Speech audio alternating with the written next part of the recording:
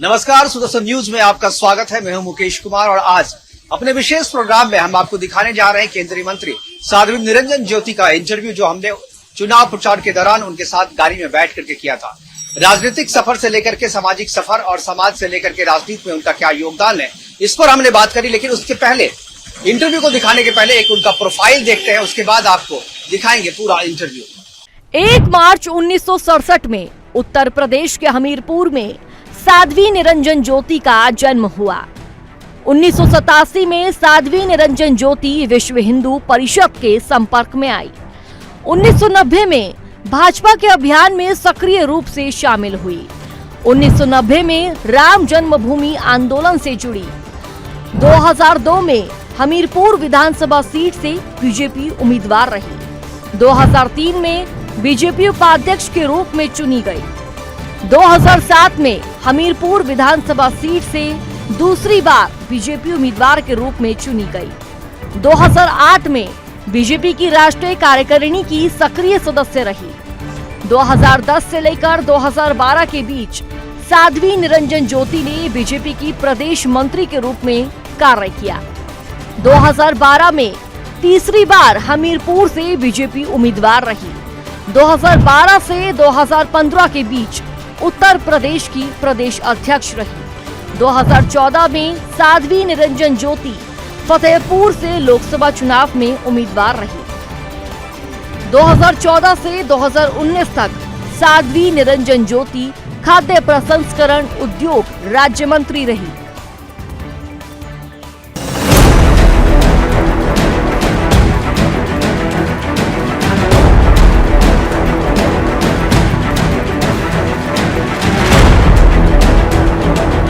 UP की Fatehpur Lok Sabha seat से साध्वी निरंजन ज्योति एक बार फिर भाजपा से चुनाव मैदान में। वे फिलहाल केंद्र में उपभोक्ता मामले, खाद्य और सार्वजनिक वितरण और ग्रामीण विकास राज्य मंत्री हैं। फतेहपुर से नामांकन दर्ज कराने के बाद साध्वी निरंजन ज्योति चर्चा में बनी हुई है। साध्वी निरंजन ज्योति भारतीय जनता पार्टी की एक जानी मानी नेता है और देश की राजनीति में इन्होंने अहम किरदार निभाया है। बता दें, साध्वी निरंजन जी का जन्म 1 मार्च 1967 को उत्तर प्रदेश के एक ग्रामीण श्रमिक परिवार में हुआ था। वह बचपन से ही सामाजिक और आध्यात्मिक स्वभाव वाली रही। स्वामी अच्युतानंद जी महाराज के संरक्षण में आकर उन्होंने कम उम्र में ही संन्यास की दीक्षा ली। अध्यात्म की यात्रा के साथ साथ उन्होंने 12वीं कक्षा तक पढ़ाई की और सामाजिक जीवन में सक्रिय हो गई। बात करें उनके राजनीतिक जीवन की, तो 1987 में वह विश्व हिंदू परिषद के संपर्क में आई और श्री राम जन्मभूमि आंदोलन में सक्रिय रूप से शामिल हो गई। पूरे देश में घूम घूम कर उन्होंने जन चेतना जागृत की। वनवासियों और जरूरतमंद लोगों के बीच शारीरिक और आध्यात्मिक शिक्षा के प्रचार प्रसार के लिए उन्होंने एकल विद्यालय श्री हरि सत्संग समिति के संरक्षक के रूप में पूरे भारत की यात्रा की। उमा भारती के बाद वे केंद्रीय मंत्री के पद तक पहुंचने वाली देश की दूसरी साध्वी है। निरंजन ज्योति 2014 में उत्तर प्रदेश की फतेहपुर सीट से जीतकर पहली बार सांसद बनी थी। इससे पहले वे फतेहपुर से ही 2012 में उत्तर प्रदेश विधानसभा में विधायक चुनी गई थी। निरंजन ज्योति का जन्म उत्तर प्रदेश के हमीरपुर जिले के पटेवरा गांव में 1967 में हुआ था। पहली बार सांसद चुने जाने के बाद 14 जून 2014 को उन पर एक प्राइवेट फंक्शन में हमला भी हुआ था। उस वक्त वे फतेहपुर जिले के सिविल लाइंस इलाके में एक पार्टी में थी। उस वक्त इसका आरोप सपा कार्यकर्ताओं पर लगा था। उन्होंने कहा था कि सपा के कार्यकर्ता उपचुनाव को प्रभावित करने के लिए उन्हें मारना चाहते हैं। साध्वी निरंजन ज्योति का राजनीतिक जीवन विवादों से घिरा रहा है, फिर चाहे वो विपक्ष के राजनीतिक दांवपेच हो या श्री राम मंदिर जन्मभूमि आंदोलन में उनका सक्रिय योगदान। लेकिन साध्वी निरंजन ज्योति को जनता ने हमेशा दिल से चाहा है और उनका साथ दिया है। अब एक बार फिर साध्वी निरंजन ज्योति चुनावी मैदान में नए जोश के साथ उतर रही है। राम मंदिर प्राण प्रतिष्ठा के बाद बीजेपी के लिए और श्री राम मंदिर जन्मभूमि आंदोलन से जुड़े हर कार्यकर्ता के लिए ये चुनाव बेहद खास होने वाला है।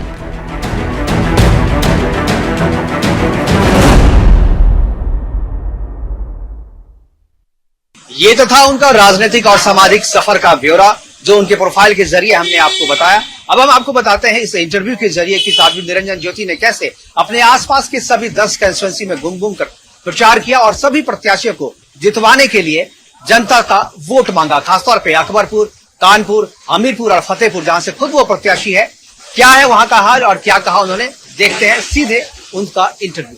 नमस्कार, सुदर्शन न्यूज में आपका स्वागत है। मैं मुकेश कुमार और आज हमारे साथ बात करने के लिए मौजूद हैं केंद्रीय मंत्री और बीजेपी के प्रत्याशी साध्वी निरंजना ज्योति जी। इनसे हम बात करेंगे और जानेंगे कि उत्तर प्रदेश में बीजेपी का हाल क्या है। ये भी जानने की कोशिश करेंगे कि जो लो परसेंटेज है वो परसेंटेज कैसे बढ़ेगा और वो जो परसेंटेज हुआ है वो कितना बीजेपी के फेवर में गया है। साध्वी जी, आपका स्वागत है। एक तो चीज आपने कही कि एक तरफ परिवारवाद है और दूसरी तरफ जो है मोदी है। मोदी जी की लड़ाई जो है परिवारवाद के खिलाफ है।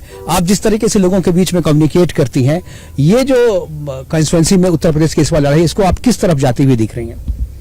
देखिए, देश की जनता मन बना चुकी है और पहले से मन बना हुआ है कि मोदी जी को 400 पार ले जाना है। आपने देखा कि जब देश की जनता ने 303 सीटें भारतीय जनता पार्टी को दिया, जिस एक्ट को लोग कहते थे कोई खत्म नहीं कर सकता और खत्म करेंगे तो पत्थरबाजी होगी, तिरंगा उठाने वाला नहीं मिलेगा, उस 370 धारा को चुटकी बजाते माननीय प्रधानमंत्री और गृह मंत्री जी ने खत्म कर दिया। देश के लिए विकसित बनाने के लिए, देश मजबूती के लिए पूर्ण बहुमत की सरकार बहुत आवश्यक होती है। और हमारा जो गठबंधन है, उस गठबंधन के तहत 400 पार का जो नारा दिया है, मैं जब जा रही हूँ तो लोगों के अंदर एक उत्साह अलग दिखाई पड़ रहा है। सपोज कल मेरे यहाँ नामांकन था, जिनको हम गाड़ी नहीं दे पाए, नामांकन में भीड़ बिल्कुल 10-12 हजार हो जाए तो बहुत बड़ी बात होती है। तो ये जनता का उत्साह बताता है कि हम मोदी जी को 400 पार ले जाएंगे। बिल्कुल। एक चीज जो आपने कहा जी कि 370 मोदी जी ने चुटकी बजाते हटा दिया, लेकिन अभी और भी बहुत सारी ऐसी चीजें हैं, जैसे यूसीसी लाना है, लव जिहाद की इतनी समस्याएं बढ़ गई हैं, लैंड जिहाद की समस्याएं बढ़ गई हैं और अभी तो वोट जिहाद की बात आपके उत्तर प्रदेश में होने लगी है और खुल करके वोट जिहाद करने की बात सपा के प्रत्याशी कर रहे हैं। बहुत दुर्भाग्य है। ये भारत प्रजातांत्रिक देश है, प्रजातंत्र के द्वारा सरकार चुनी जाती है, उसको लव जिहाद को वोट जिहाद कह करके मुझे लग रहा है कि देश को तोड़ने के लिए षड्यंत्र किया जा रहा है। इस षड्यंत्र को देश की जनता समझ रही है, षड्यंत्रकारियों से सावधान भी है। मैं एक बात आपके चैनल से, अखिलेश से पूछना चाहती हूं, क्या राजनीति सिर्फ परिवार के इर्द गिर्द होगी या लोहिया जी का जो सिद्धांत था समाजवाद, सही मायने में सब समाज को लेकर के चलने वाली भारतीय जनता पार्टी है। आज 5 लोग एक ही परिवार के लोग चुने रहे। जाति को देखते तो दूसरी जाति नहीं, उसी जाति में से किसी और यादव को दे देते, लेकिन नहीं, पत्नी भी लड़ेगी, पति भी लड़ेगा, बच्चे लड़ने लायक हो जाएंगे तो वो लड़ेंगे, दूसरा यादव आगे आ ही नहीं सकता। समाजवाद का मतलब है कि सबका विकास। हमारे मोदी जी ने कहा कि सबका साथ, सबका विकास, सबका विश्वास, सबका सम्मान। बिल्कुल। एक साध्वी जी, एक जो अभी खबर आई है कि विदेशी मीडिया भी मोदी जी के खिलाफ मोदी को रोकना चाहती है। जो भारत में फिर से मोदी आएगा तो भाई विश्व के देशों को भी दिक्कत हो रही है। बाहर के जो लोग हैं वो सब मिलकर, कभी CNN की रिपोर्ट आई है कि भारत में मोदी के शासन में मुसलमानों के साथ अन्याय हो रहा है। देखिए, ये भ्रामक प्रचार किया जा रहा है। मुझे लग रहा है मोदी शासन में अन्याय हुआ होता तो जो लाभ हिंदू को दिया जा रहा है वही लाभ मुसलमान को दिया जा रहा है। जो लाभ मकान है, आवास है, आपका राशन है, आयुष्मान कार्ड है, ये सपोज जितनी भी योजना है, किसान सम्मान निधि है, तो कोई पक्षपात करके दिया जा रहा है क्या? ये 2014 के पहले बनाया गया था कि भारतीय जनता पार्टी आ जाएगी तो क्या हो जाएगा। आज सब चैन से जी रहे हैं। यही उत्तर प्रदेश समाजवादी पार्टी की सरकार के समय आए दिन दंगे होते थे, लेकिन 2017 के बाद से कहीं भी उत्तर प्रदेश में दंगे नहीं हुए। क्या आपको नहीं लगता है कि तुष्टीकरण की जो राजनीति थी पुरानी सरकार, चूंकि आप तुष्टीकरण नहीं करती है इसलिए मुसलमान आपको अपना दुश्मन मानते हैं? देखिए, भारतीय जनता पार्टी सब पुष्ट हो, संतुष्ट हो, हम उस दिशा पर काम करते हैं। वोट बैंक को आगे रख के नहीं करते। हम देश विकसित हो इस दिशा पर मोदी जी की सरकार काम कर रही है और मेरा मानना यह है कि देश को विकसित बनाना है तो ग्राउंड लेवल से ऊपर उठाना पड़ेगा और मोदी जी ने वही काम किया है। सपोज मेरे जिले में 5000 ऐसे गांव थे जहां लाइट नहीं पहुंची थी आजादी के इतने वर्षों बाद। लाइट तो जाती ही नहीं थी जहां गांव में थी, लेकिन वहां नहीं पहुंची थी। ये कौन पहुंचाया? क्या गरीब के बच्चे को अधिकार नहीं था लाइट में पढ़ने का? क्या गरीब के बच्चे को पक्की छत में रहने का अधिकार नहीं है? ये अधिकार मोदी जी ने दिया। ये गरीब को पक्की छत भी दी और वो छत अकेले नहीं है। 4 करोड़ यदि मकान दिए गए तो उस मकान में शौचालय भी है, गैस चूल्हा भी है। गरीब है, एक बिस्वा खेती है तो उसको 6000 रुपया साल में आ रहा है, लाइट भी है, सारी और यही कारण है कि 25% लोग ऊपर उठ करके आए हैं। अब लोग कहते हैं मुफ्त में राशन क्यों? क्योंकि मैंने गरीबी देखी है, गरीबी को झेला है, गरीबी में जिया है। और एक कालखंड कांग्रेस का ऐसा था कि काम के बदले जब सूखा पड़ा अनाज दिया गया था, लेकिन मोदी जी ने कहा काम के बदले नहीं, यदि कोई संकट आया है तो फ्री में राशन भी देंगे और गांव में मनरेगा में काम भी देंगे। एक जो चीज कांग्रेस ने जो किया, जो कि फेक वीडियो अमित शाह जी का चलाया, कि उन्होंने कहा कि कर्नाटक सरकार ने जो मुसलमानों को आरक्षण दिया है वो आरक्षण को हटा करके, क्योंकि वो आरक्षण दलितों का और ओबीसी के आरक्षण के हिस्से को मुसलमानों को दे दिया गया। उसके बाद उसका फेक वीडियो चलाया गया और ये कहा गया कि बीजेपी जो है वो दलितों का आरक्षण हटाना चाहती है। दुर्भाग्य इस देश का, कर्नाटक के घोषणा पत्र में इन्होंने जारी किया था। यदि बाबा डॉक्टर अम्बेडकर साहब के सिद्धांत को मानते हैं तो जितना अनुसूचित समाज का आरक्षण है उसको तो नहीं काटा जा सकता ना। लेकिन इन्होंने कैसे दिया? सिर्फ मजहबी चश्मा पहन करके, मजहब के आधार पर। और क्यों ना हो, डॉक्टर मनमोहन सिंह जी पूर्व प्रधानमंत्री कहते थे भारत के संसाधनों में सबसे पहला अधिकार अल्पसंख्यकों का है, लेकिन हमारे प्रधानमंत्री जी कहते हैं भारत के संविधान संसाधन पर गरीब का अधिकार है। अंतर है। और मैं हमेशा कहती हूँ नजरें बदली तो नजारे बदल गए और किश्ती का रुख बदला तो किनारे बदल गए। दीदी एक सवाल और भी है, जो कि न्याय पत्र जब जारी किया कांग्रेस ने, उसमें एक चीज जो लिखा है बहुत ही आपत्तिजनक, उन्होंने कहा कि खान पान की आजादी, वेशभूषा की आजादी और जो लोग जहां भी चाहते हैं वहां रह सकते हैं, इसकी आजादी कांग्रेस दिलाएगी। तो क्या इस बहाने वो गौ हत्या को प्रमोट कर रहे हैं? क्या बीफ ईटिंग को वो करने वाले हैं? और क्या जो बुर्का पहनने की आजादी नहीं है स्कूल में, शिक्षण संस्थानों में, क्या वो इसकी आजादी देना चाहते हैं? देखिए, 2 विषय है इसमें। आपने सवाल 2 किए हैं कि देश में आजादी, तो पहले क्या हुआ था? सन 47 में देश क्या हुआ था? क्या वो आजादी नहीं थी? आजादी वो हुई थी। लेकिन आजादी होने के बाद भी जो गरीब के लिए व्यवस्था करनी चाहिए थी कांग्रेस ने नहीं किया था। क्या इस देश में गरीब को जीने का अधिकार नहीं है? क्या दलितों का, पिछड़ों का, दबे कुछ लोगों का भारत के संसाधनों में अधिकार नहीं है? अरे तुम्हें लड़ाई करना है तो गरीबी से लड़ाई करो, लेकिन समाज को बांट करके राजनीति करना ये कांग्रेस की फितरत है। वो जो कहते हैं खान पान की आजादी देगी, तो खान पान की आजादी तो अभी भी है। तो आप क्या खाते हैं, क्या पीते हैं, इसमें सरकार का कोई हस्तक्षेप नहीं है। सरकार कोई खाने केवल टैक्स लगाती है क्या? केवल प्रतिबंध तो बीफ ईटिंग पे है। देखिए, कांग्रेस हमेशा से एक वर्ग को खुश करने के लिए, आपने देखा मोदी जी ने ट्रिपल तलाक पर पार्लियामेंट में पास करवा करके महिलाओं का संरक्षण किया, और एक तरफ वो था कि संविधान, आज कांग्रेस कर रही खतरे में साहबानों के प्रकरण में क्या हुआ था? यदि ये सवाल कांग्रेस से पूरा संविधान पलट दिया गया था, तो कांग्रेस को तो बाबा साहब के सिद्धांत के विषय पर बात करने का अधिकार ही नहीं है। यदि संविधान को मान रहे होते तो एक चुनाव हारने के बाद इमरजेंसी लागू कर दी गई। मोदी जी कहते हैं कि पाकिस्तान खुश होगा, और पाकिस्तान में इस बात की स्ट्रैटेजी बन रही है कि कैसे मोदी हटे और कांग्रेस आए। कांग्रेस अभी सपना देख रही है, दिवा सपना।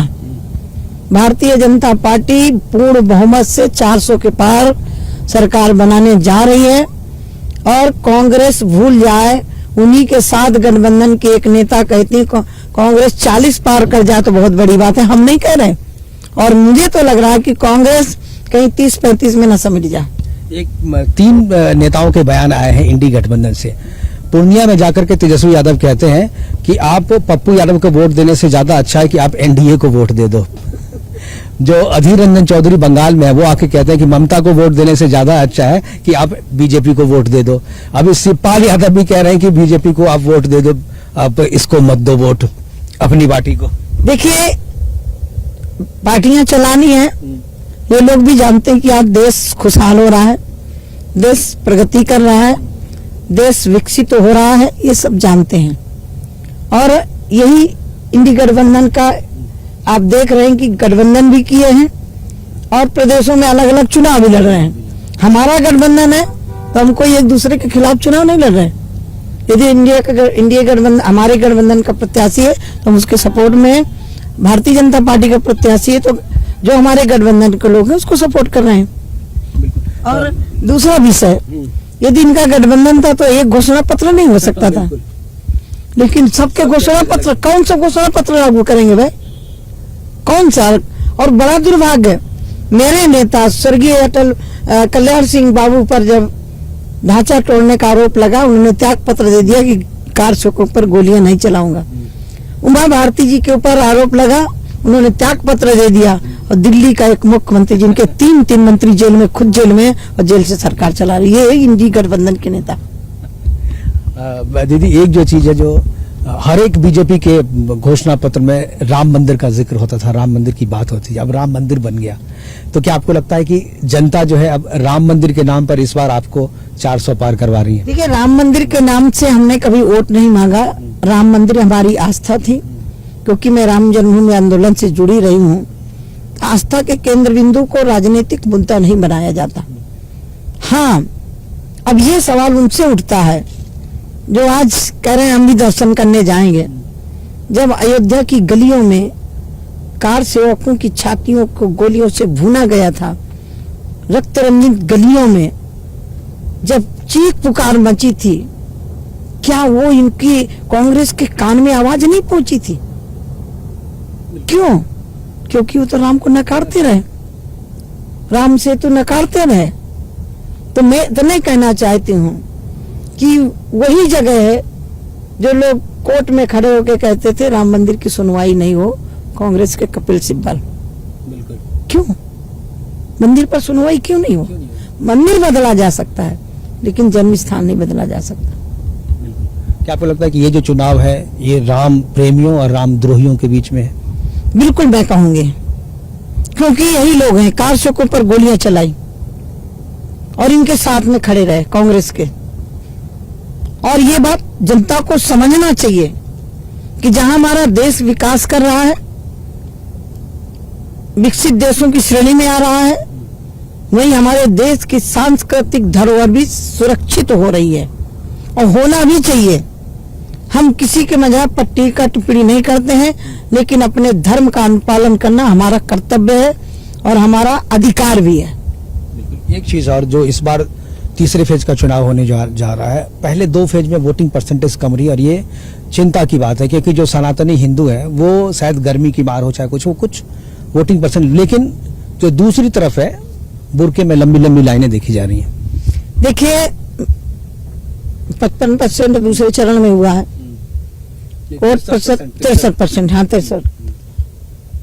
भारतीय जनता पार्टी की सीटें जीत रही हैं, चाहे जितनी लंबी लाइन लगी रही हो।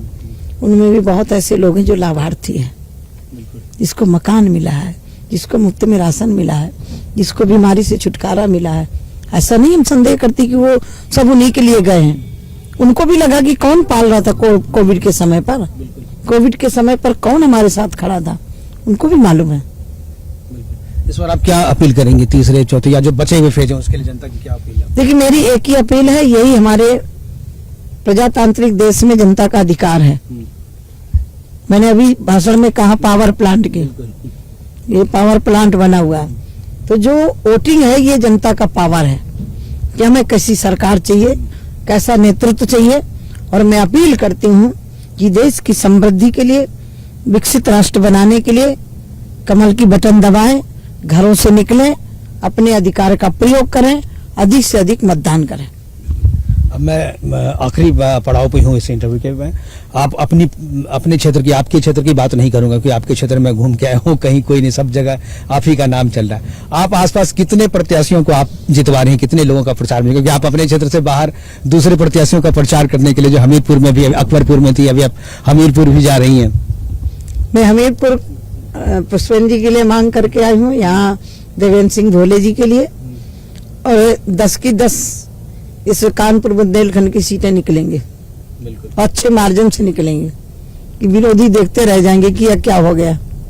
बिल्कुल, जब आप हैं तो ऐसा होगा। तो ये थी साध्वी निरंजना ज्योति जी, केंद्रीय मंत्री हैं, और ये केवल अपना चुनाव ही नहीं लड़ रही बल्कि आसपास की सभी जो 10 सीटें हैं, 10 की 10 सीटों पर ये प्रचार कर रही हैं, और इनका दावा है कि 10 की 10 सीटें जो है इस बार बीजेपी के खाते में जाएगी। फिलहाल अभी के लिए इतना ही, दीजिए इजाजत, नमस्कार।